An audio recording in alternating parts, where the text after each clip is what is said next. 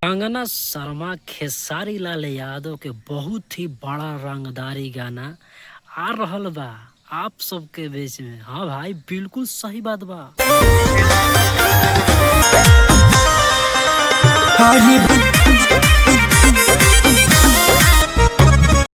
कंगना शर्मा यानी कि हरियाणवी के मशहूर एक्टर कंगना शर्मा और खेसारी लाल यादव के गाना एगो बहुत ही बवाल रंगदारी यार बा।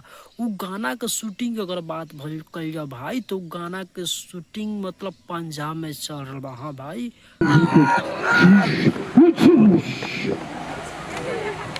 ओके ओके ओके। सो गाइस, अरे माँ कसम ये कभी भी चालू हो जाती है यार। ये लोग क्या रिकॉर्ड करती है ये देखो हम लोग। आपने अपना काम दिखाया आज ना इतने सालों में। तुमको मेरी प्रोफाइल देखना चाहिए था ना अशफाक भाई। आंटी जैसे बाल बना रखे।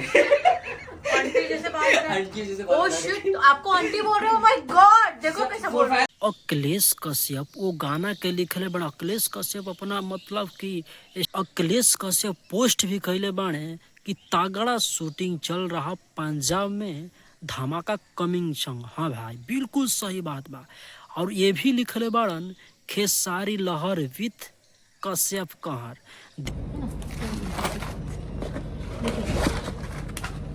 देखिए दिखा देते हैं।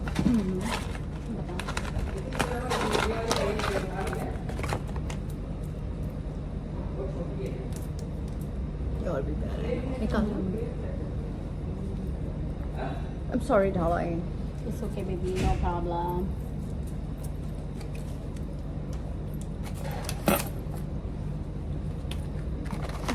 दिल थाम कर बैठिए, जो भी आएगा तगड़ा आएगा।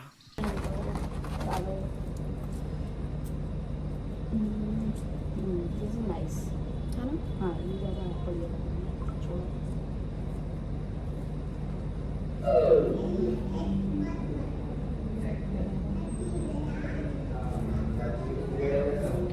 ये अच्छा है ना? अगर म्यूजिक के बात कर जाए भाई तो हाँ भाई बिल्कुल सही बात बा। बीकी बॉक्स के म्यूजिक बा। और ड्यूट के बात कर जाओ तो भाई ड्यूट में सृष्टि भारती के भी अब की बार ऐड कर दिहल गइल बा। और बहुत ही प्यारा यानी कि रंगदारी बवाल गाना आ रहल बा कंगना शर्मा के साथ, यानी एक्टर में बाड़ी कंगना शर्मा भाई। अब की बार यानी कि खेसारी लाल चुप्पी साधला के मतलब ऐसे ना भाई, कुछ धमाका कैले बाड़े यानी हरियाणवी एक्टर के साथ बहुत ही बड़ा गाना आ रहा बा।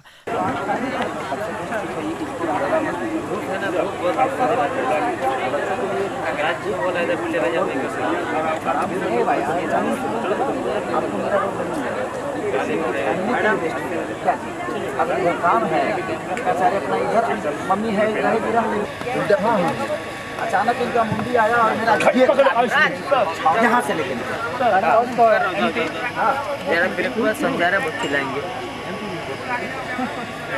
ये गाना के केकरा इंतजार बा भाई, कमेंट में बतावे के होई कि आखिर ये गाना की के वीडियो इंतजार करता। हाँ भाई फुल्ली जानकारी दे दिल बानी कि मतलब कि बहुत ही बवाल बहुत ही बड़ा गाना आ रहा बा, यानी कंगना शर्मा के साथ आने की आ रहा बा भोजपुरी में पहली बार गाना भाई। आया हिर के पटकी के मारा।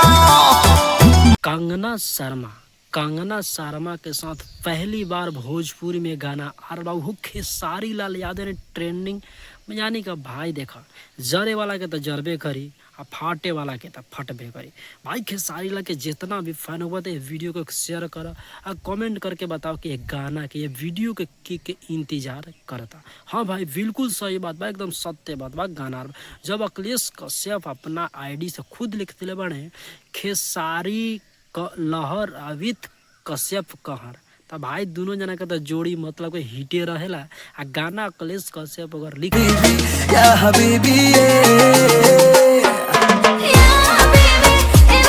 दिले बाड़े तो जरूर भाई बवाल तो होकबे करिया कंट्रोवर्सी के साथ हुई।